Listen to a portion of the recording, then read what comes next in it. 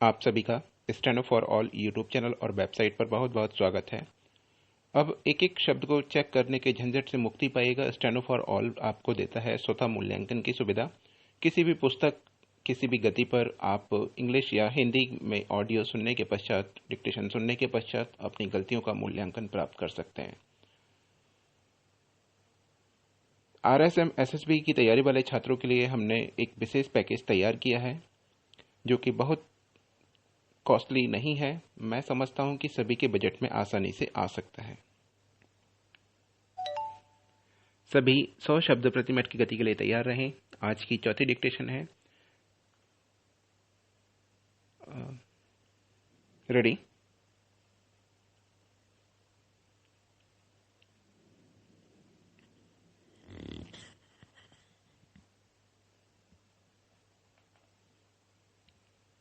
बल्कि कई बार तो सत्यजीत राय का ट्रीटमेंट उसको और बेहतर बना देता है।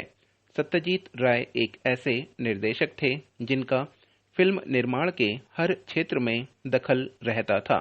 सत्यजीत राय के एक मित्र चिदानंद दास गुप्त ने वर्ष 1957 में अमृत बाजार पत्रिका में एक लेख लिखा था जिसमें उन्होंने कहा था कि पटकथा फिल्म निर्माण का आरंभ है और संपादन उसका अंत है।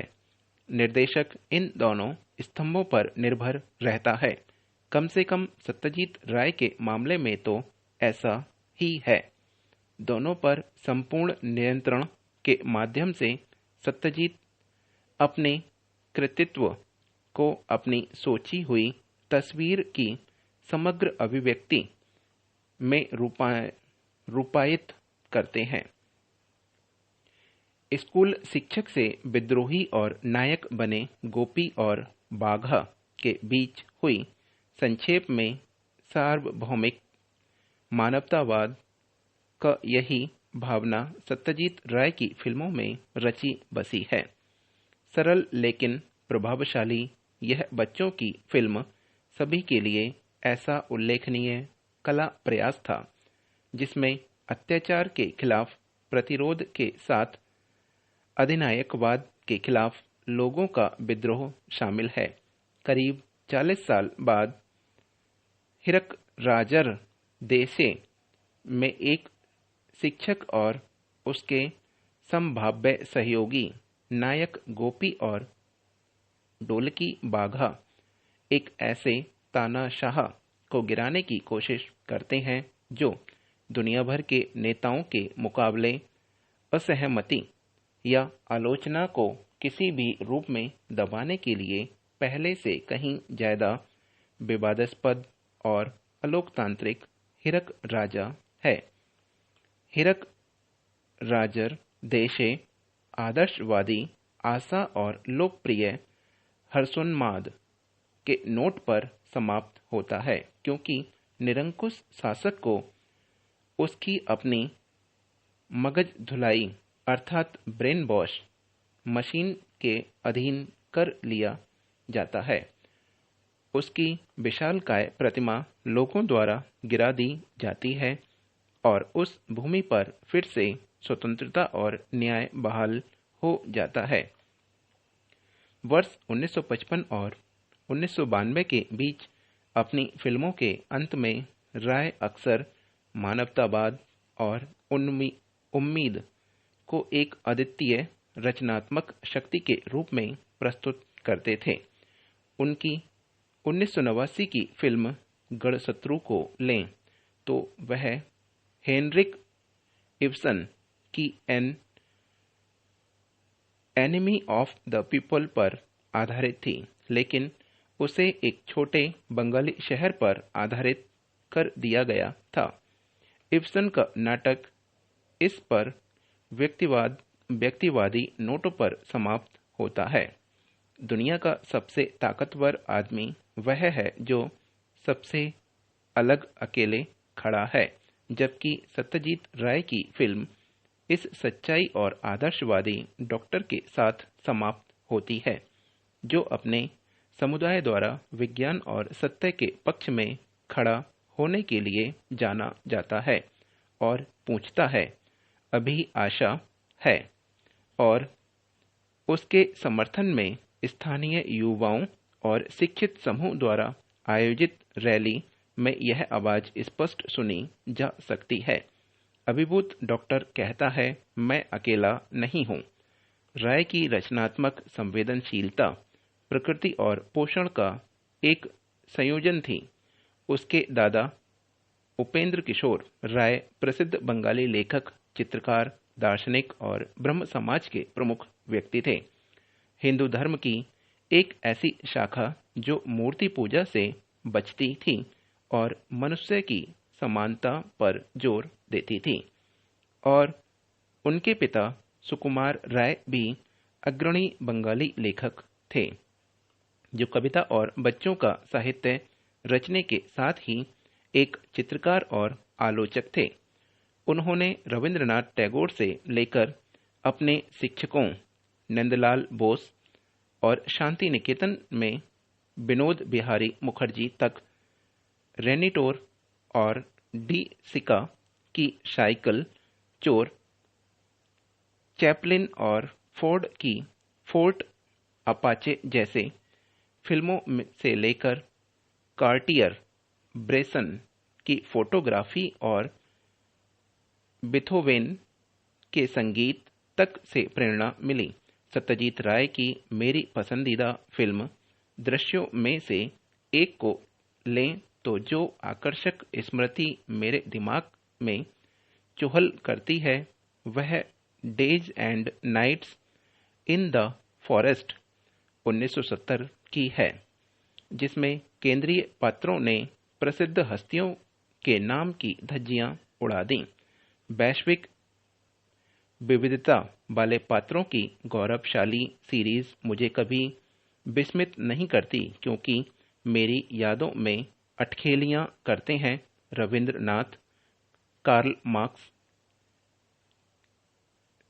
Cleopatra, Atulya Ghosh, Helen of Troy, Shakespeare, Mao Tse Tung, Don Bradman, Rani Rashmoni, Bobby Kennedy, Tekchand Thakur, Napoleon, Mumtaz Mahal. यह महत्वपूर्ण था कि यादों की यह अटखेलियां केवल लोगों पर केंद्रित थीं। जैसा कि राव का कहना था, मैं मानवतावादी होने के प्रति सचेत नहीं हूँ।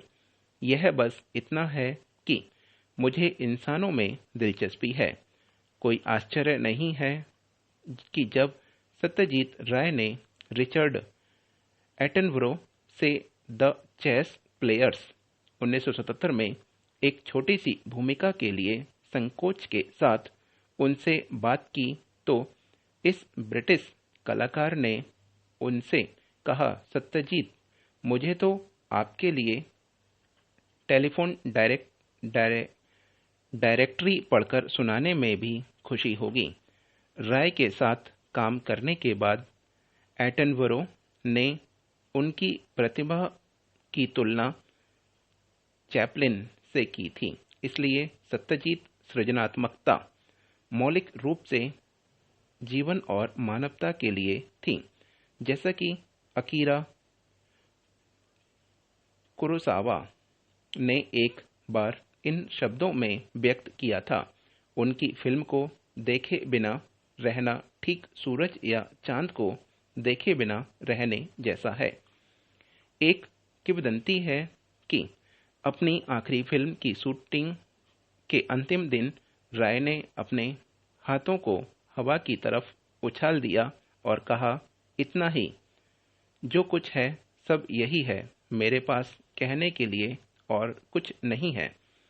इसके बाद बहुत अधिक वक्त नहीं बीता कि कलकत्ता में उनका निधन हो गया। उनके निधन से बमुश्किल एक महीने पहले जब उन्हें मानक ऑस्कर से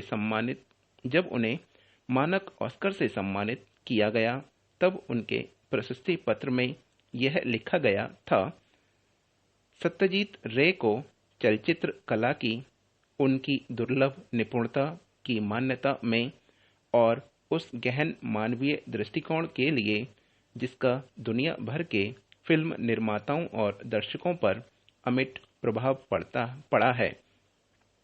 कल्पना मनुष्य की सबसे बड़ी ताकत है।